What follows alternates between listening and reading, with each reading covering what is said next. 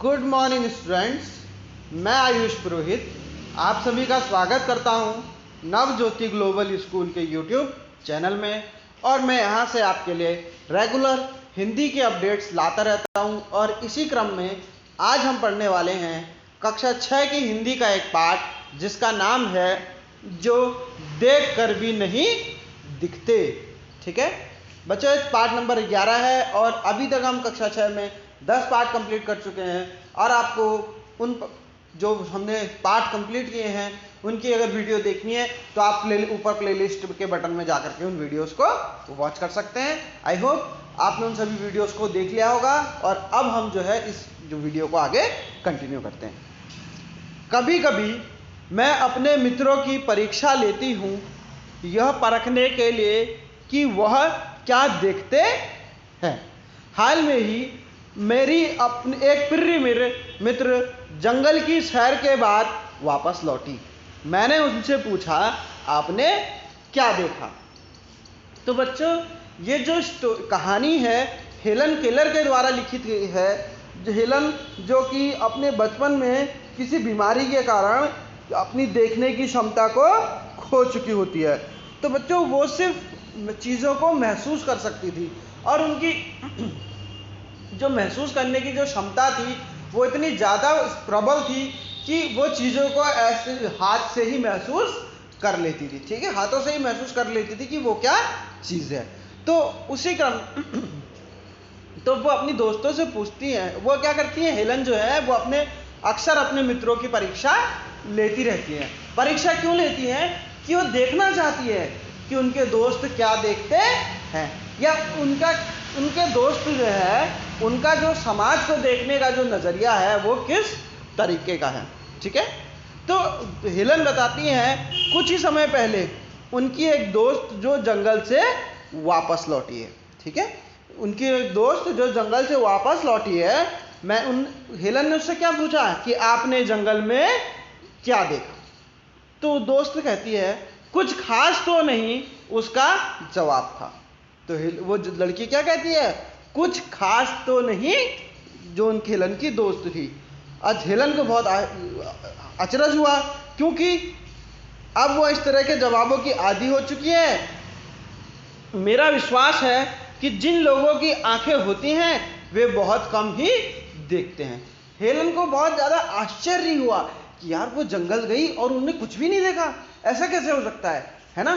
क्योंकि जंगल में तो बहुत विस्मयप्रद चीज़ें होती हैं, ऐसी चीज़ें होती हैं जिससे आदमी क्या हो जाता है, आश्चर्य में पड़ जाता है। लेकिन उनके दोस्त ने कुछ नहीं देखा, ऐसा कैसे हो सकता है?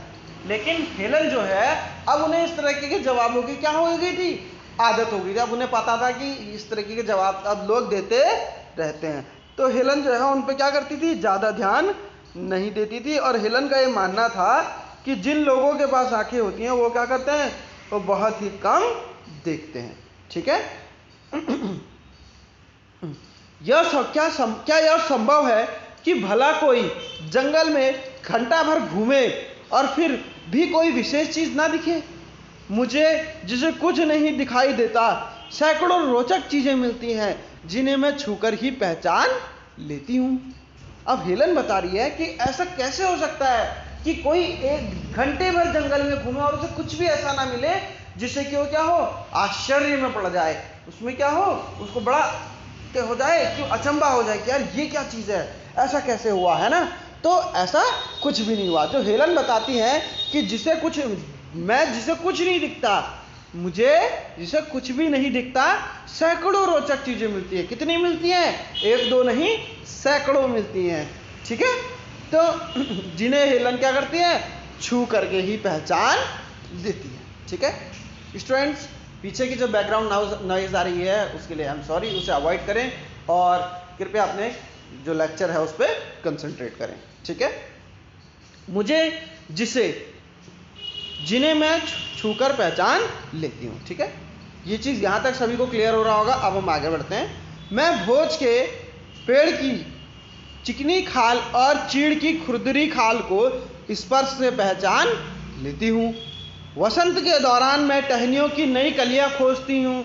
मुझे फूलों और पंखुड़ियों की मखमली सतह छूने और उनकी घुमावदार बनावट को महसूस करने में अपार आनंद मिलता है। तो हेलन बता रही हैं वो क्या करती हैं, चीज़ों को स्पर्श करके पहचान लेती हैं। कैसे पहचानती हैं? जैसे वो देखती हैं कि चीड़ की कैसी छाल है, चिकनी छाल है ना।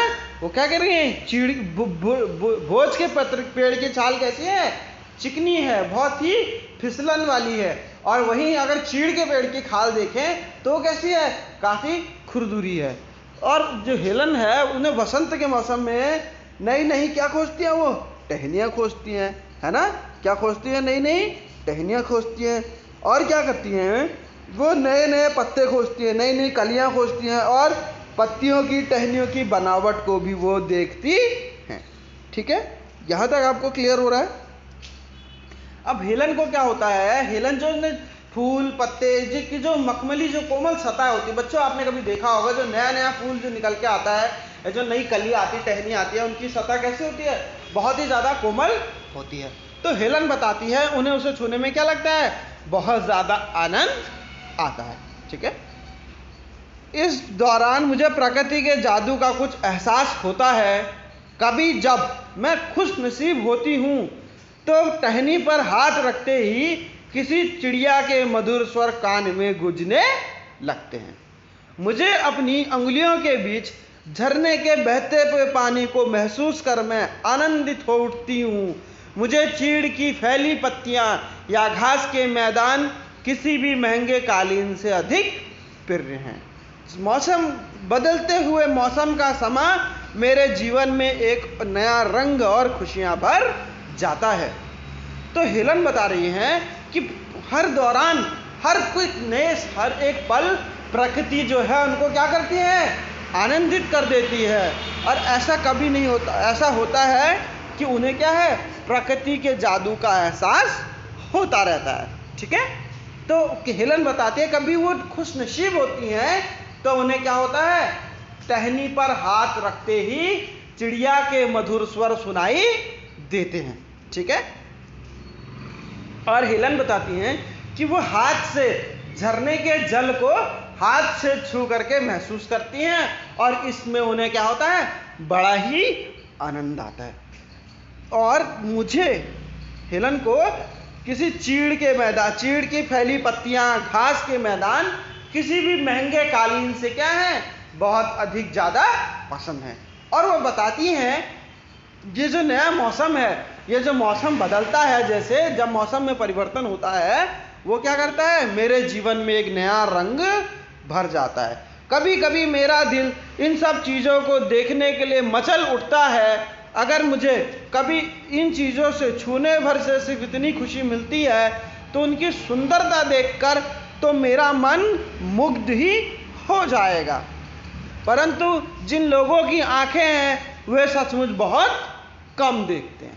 तो हेलन बताती है इतनी अचंभित करने वाली चीज़ें, इतनी विस्मयप्रद चीज़ें हैं, इन्हें देख के मेरे को क्या होता है, बहुत ही आनंद होता है, मेरा हृदय मंत्र मुग्ध हो जाता है। और मैं शायद उन्हें देख लूँ तो वो हेलन बताती है वो खुशियों से फूली नहीं समाएंगी, उन्हें क्या होगी, बहुत ज़्यादा खुशी होगी जिन्हें वे शब्दों में बयान नहीं कर सकती हैं।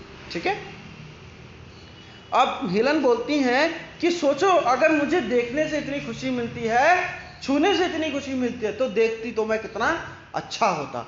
यानी कि वो अपने दिल में छुपी जो इच्छा है, इन प्रकृति की सुंदरता को देखने की जो दबी हुई इच्छा है, उसका कवित्री यहाँ पर बखान कर रही हैं। ठीक है, अब मनुष्य अपनी क्षमताओं की कभी कदर नहीं करता है, वह उस चीज की आस लगाए रखता है जो उसके पास नहीं है। मनुष्य क्या करता है, मनुष्य अपनी क्षमता की कदर नहीं करता है। मनुष्य को पता ही नहीं है कि क्या उसके अंदर की क्षमताएं हैं, है ना। जिस तरह हेलन के पास देखने की अगर कमी है, वो देखने में उसको कहीं ना कहीं थोड़ा सा पीछे रहती है, तो लेकिन वो छूने में, उसकी छूने की जो शक्ति है वो इतनी ज़्यादा प्रबल है कि वो चीज़ों को छू करके ही पहचान लेती है। इसीलिए वो हेलन बोलती है कि मनुष्य अपनी क्षमताओं, सब मनुष्य अपनी क्षमताओं की कदर नहीं करते हैं, कुछ ही मनुष्य हैं जो करते हैं। ठीक है, हम हमेशा उस चीज़ की आस लगाए रहते हैं जो हमारे पास नहीं है। ठीक है बच्चों, कितने दुख की बात है कि दृष्टि के आशीर्वाद को लोग एक साधारण सी चीज़ समझते हैं, जबकि नियमित से जिंदगी को खुशियों के इंद्रधनुषी रंग को भरा भरा किया जा सकता है।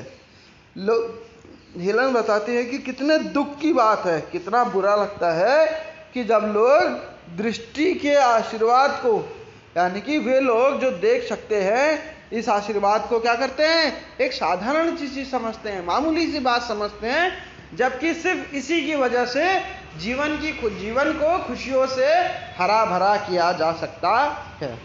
तो बच्चों, हेलन के बारे में हम थोड़ा सा पढ़ लेते हैं। हेलन जो है 1880 में जन्मी थी, 1968 में उनकी मृत्यु हो गई थी। ठीक है, अमेरिका में उनका जन्म हुआ था। हेलन एक ऐसा नाम है जो अंधकार के बीच में भी रोशनी देता है ना। हेलन एक ऐसा नाम है जो अंधकार के बीच में भी रोशनी देता रहा, और फिर भी दृष्टि ना होने के बावजूद भी, जो ना देख सकता है ना ही सुन सकता है, फिर भी वह पढ़ना लिखना बोलना सीख ले, भरपूर आकांक्षाओं के साथ जीवन जीने लगे, तो उसके योगदान दुनिया के लिए यादगार बन जाएंगे। तो बताते हैं, हेलन देख सुन नहीं सकती थी, फिर भी उन्होंने इतने बड़े बड़े कृत्य किए, इतने बड़े बड़े काम किए कि वो सब उनकी आज वो संसार उन्हें याद किया करता है। बचपन में एक गंभीर बीमारी की वजह से उनकी देखने सुनने की शक्ति जाती रही, लेकिन उन्होंने हार नहीं मानी। कॉलेज के दिनों में ही प्रकाशित अपनी आत्मकथा स्टोरी ऑफ माई लाइफ में लिखती हैं, मुझे यह याद तो नहीं कि ऐसा कैसे हुआ, लेकिन लगता था रात कभी खत्म क्यों नहीं होती और सुबह क्यों नहीं आती। यानी कि हेलन जो है देख नहीं सकती थी, इसीलिए उन्हें क्या लगता था, वे कहती हैं कि रात कभी खत्म नहीं होती है और सुबह क्यों नहीं आती है। ठीक है, तो बच्चों, दैट इज आज के लिए बस इतना ही। अब हम आपसे मिलेंगे नए लेक्चर में, तब तक के लिए आप अपने घर में रहें, सुरक्षित रहें। I hope you enjoy the video. If you enjoy the video, please like, share and subscribe our channel. Have a good day.